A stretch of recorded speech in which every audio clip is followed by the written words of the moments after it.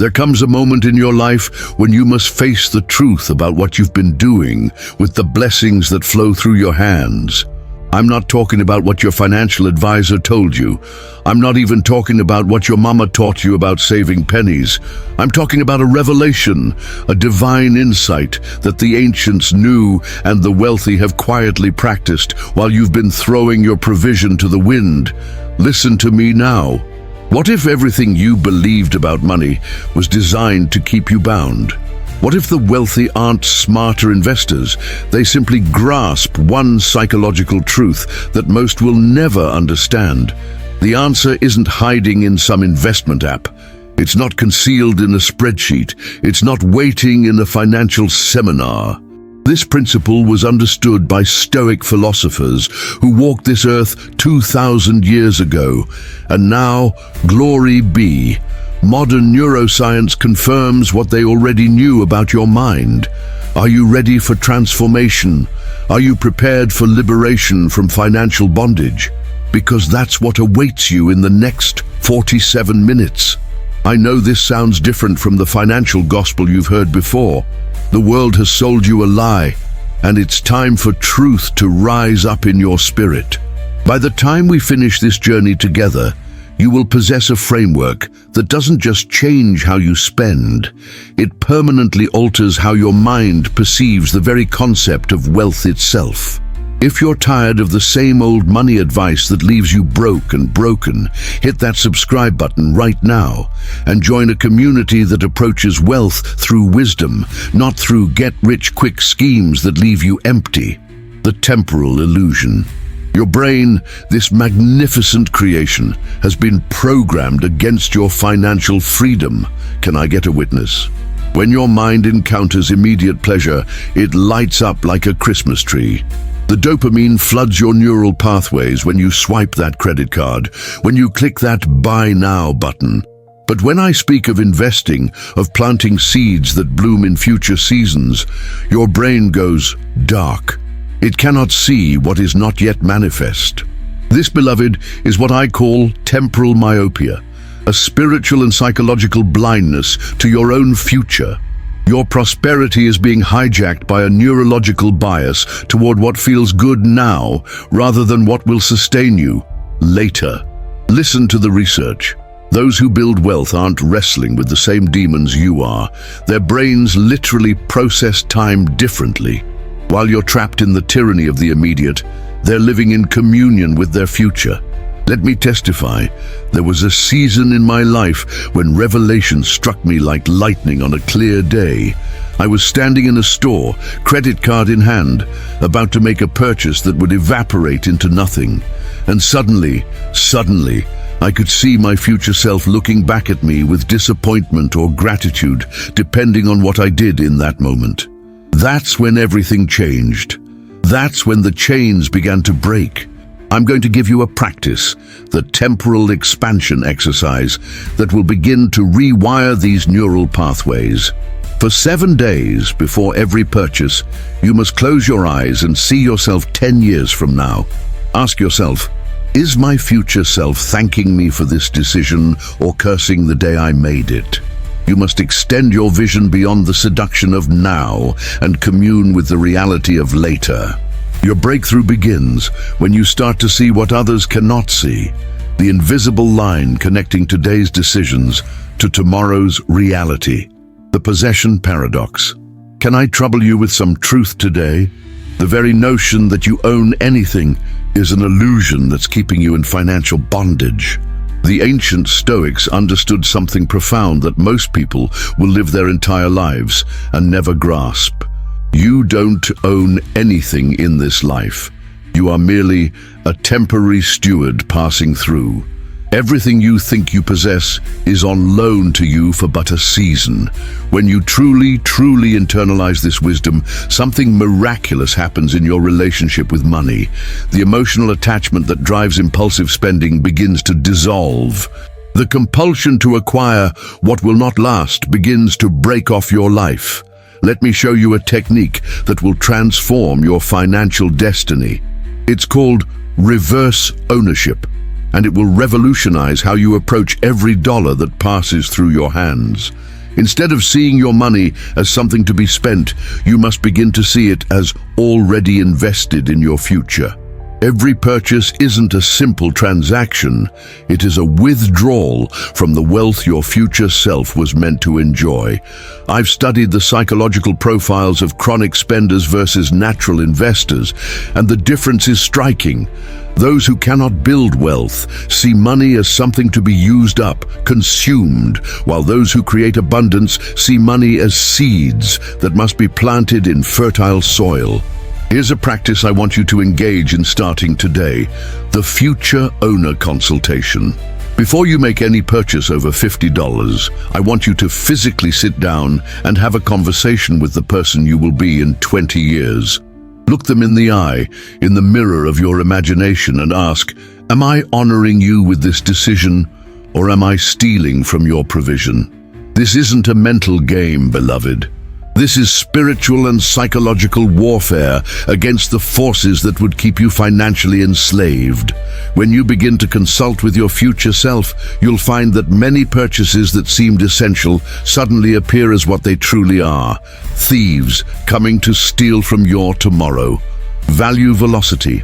There is a principle at work in this universe that the financial institutions don't want you to understand.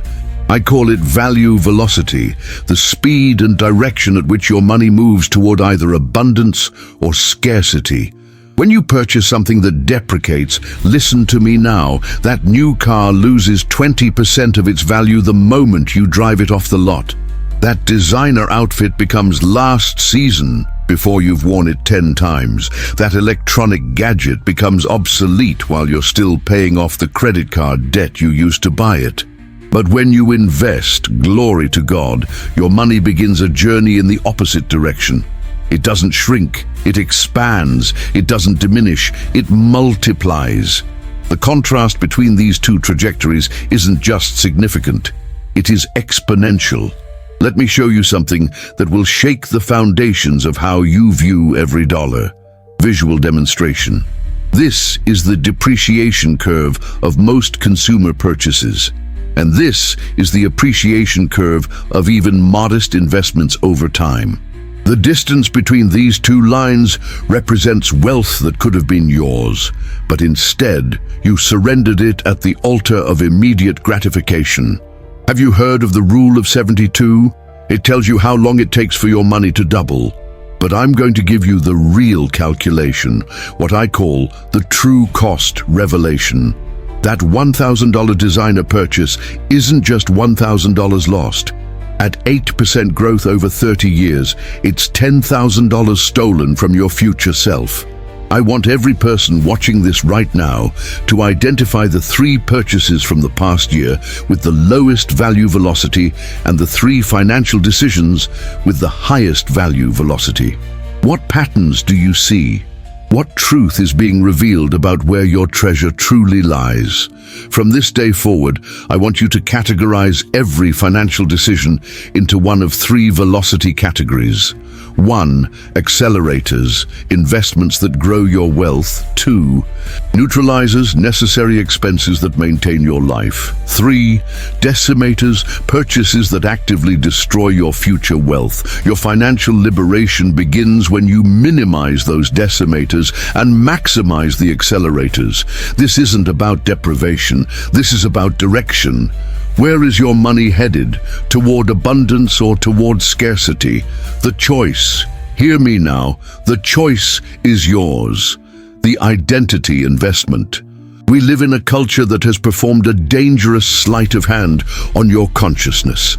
They have convinced you that what you buy is who you are. Can I go deeper? The labels on your clothes, the brand of your car, the neighborhood of your house. These external markers have been elevated to identity itself. And in this grand deception, your wealth is being sacrificed on the altar of appearance. The ancient Stoics understood something profound that our modern minds have forgotten. True identity isn't found in possessions, but in character. Not in what you have, but in who you are becoming. Not in what adorns your body, but in what fills your mind and spirit. The neuroscience is revealing. When you make purchasing decisions based on identity, this is the kind of person I am, your brain activates entirely different regions than when making rational calculations. The emotional centers hijack the reasoning process. You aren't making decisions, you're performing rituals of belonging. I want to give you a framework that will set you free from this bondage, what I call the identity audit. Take the 5 most expensive, non-essential purchases you've made in the past year and ask yourself, was this an authentic investment in my true self, or was it a payment to belong to a tribe that doesn't care about my financial future? Let me be clear. Some identity investments are worthy. Books that expand your mind, tools that develop your skills, experiences that deepen your wisdom. But most are imposters. Temporary badges of status that extract wealth while giving nothing of lasting value in return. Here's a technique I want you to practice. Narrative replacement. When you feel the pull toward a status purchase, replace the story in your mind. Instead of, "This shows I've made it," rewrite the script to, "My wealth isn't in what I display, but in what I build over time." Instead of, "This is what successful people own," replace it with, "True success is financial peace, not financial pressure." Your liberation begins when you stop allowing marketers to define your worth. Your breakthrough comes when you invest not in the appearance of prosperity, but in its substance. Your destiny shifts when you realize that the most powerful identity you can claim is that of the steward who multiplies resources rather than the consumer who merely depletes them. The attention economy. There is a war being waged for the most precious resource you possess, and it is not your money, it's your attention. Every day, you are bombarded with over 10,000 advertisements designed by psychological experts with one purpose: to capture your attention and convert it into consumption. The social media platforms you scroll, the shows you stream, the websites you visit, they are not free. You are paying with your focus, and that focus is being weaponized against your financial future. Can I reveal something to you? There is a direct connection between attention fragmentation and financial impulsivity. When your mind is scattered across dozens of inputs, your ability to make sound financial decisions collapses.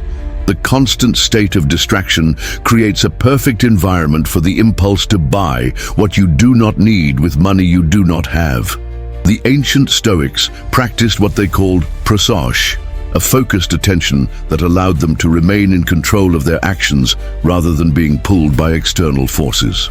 In our modern context, this becomes what I call digital boundaries, sacred limits that protect your financial attention from exploitation.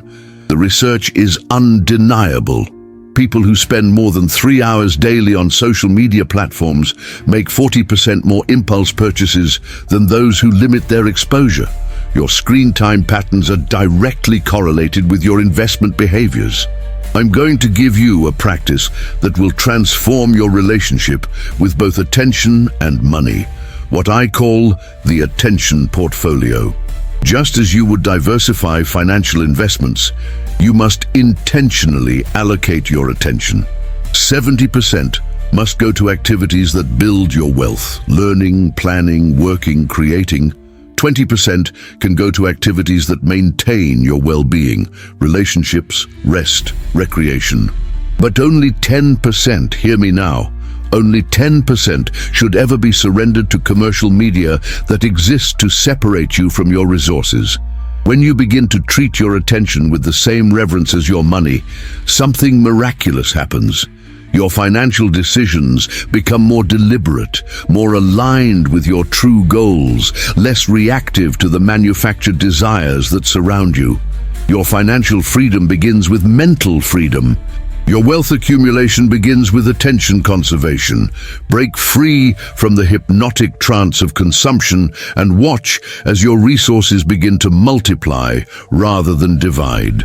The community effect. There is a truth about human nature that few are willing to confront. You are the average of the 5 people you spend the most time with, and nowhere is this more evident than in your financial life.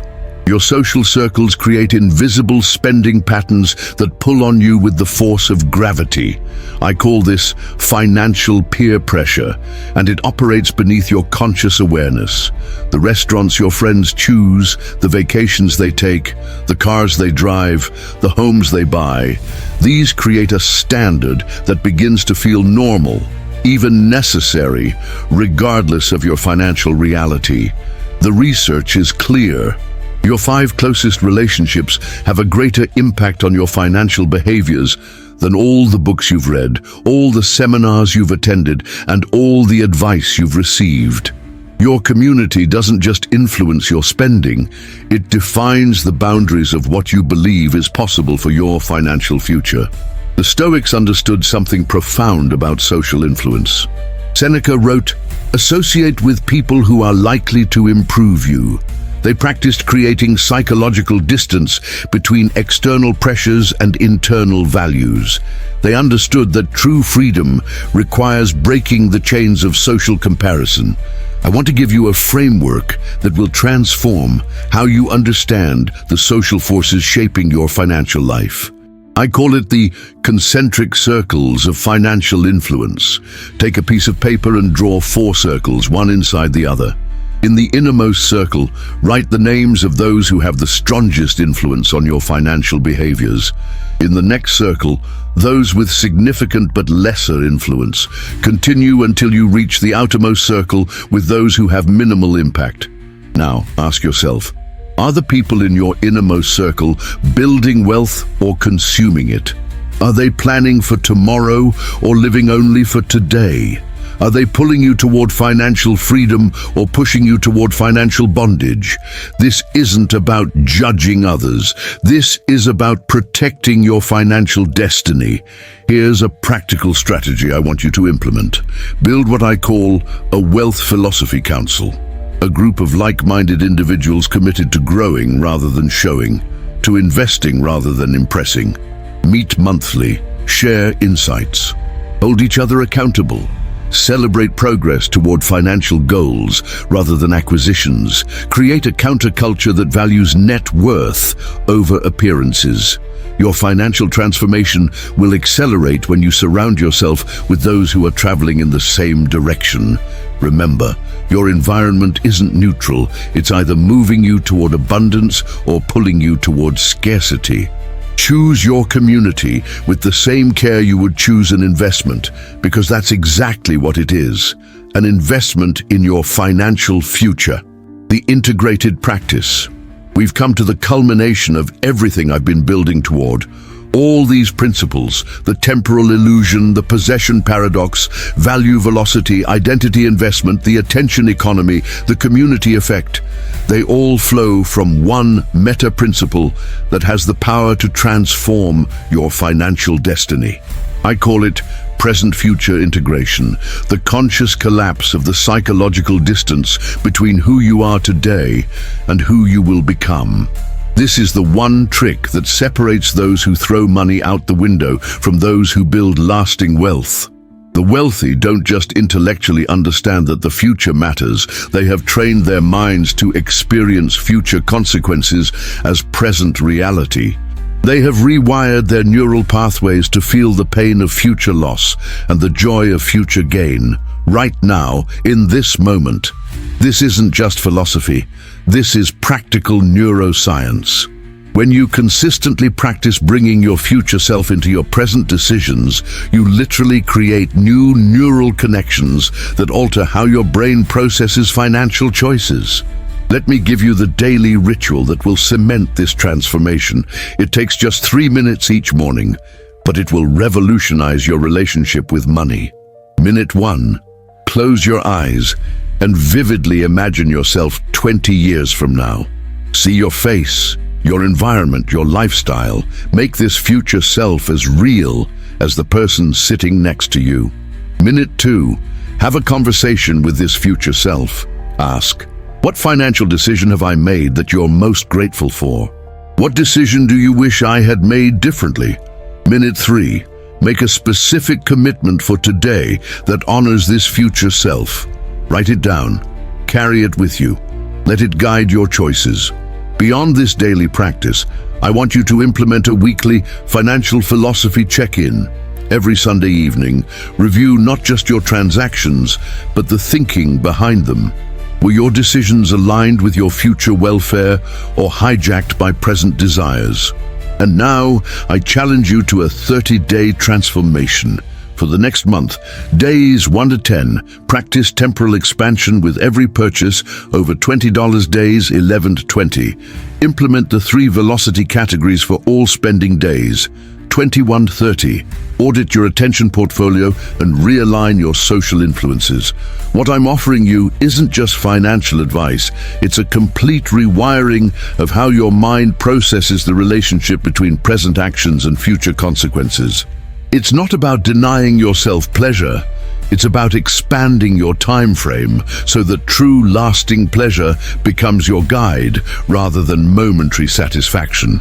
When you master this one principle, when present-future integration becomes your default mode of thinking, you will find yourself naturally making decisions that build wealth rather than diminish it, that create abundance rather than scarcity, that honor your future rather than sacrifice it on the altar of now. The transformation I've laid before you today isn't just about money.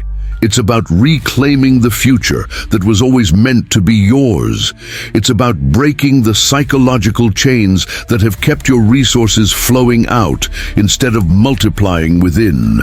This one mental shift, this integration of present desires with future welfare, has the power to alter not just your bank account, but your entire destiny.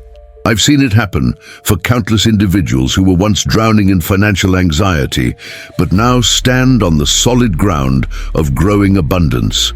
I invite you, no, I implore you, to join our Practical Philosophy of Wealth community, where we don't just talk about these principles, we live them together. We support one another in this journey toward financial wisdom. We celebrate each victory over the impulses that once controlled us. Remember, this journey isn't ultimately about accumulating wealth for its own sake. It's about creating a life where your resources align with your deepest values, where your spending reflects your true priorities, where your financial choices honor both your present needs and your future dreams. Let me leave you with this truth that has guided wise souls for thousands of years. The best time to plant a tree was 20 years ago. The second best time is now. Your financial rebirth begins the moment you decide that your future self deserves more than the leftovers of impulsive spending. The choice stands before you in this very moment. Will you continue throwing your money out the window? Or will you plant the seeds of prosperity that will grow into a forest of abundance for the person you are becoming? The decision is yours. The time is now. The transformation awaits.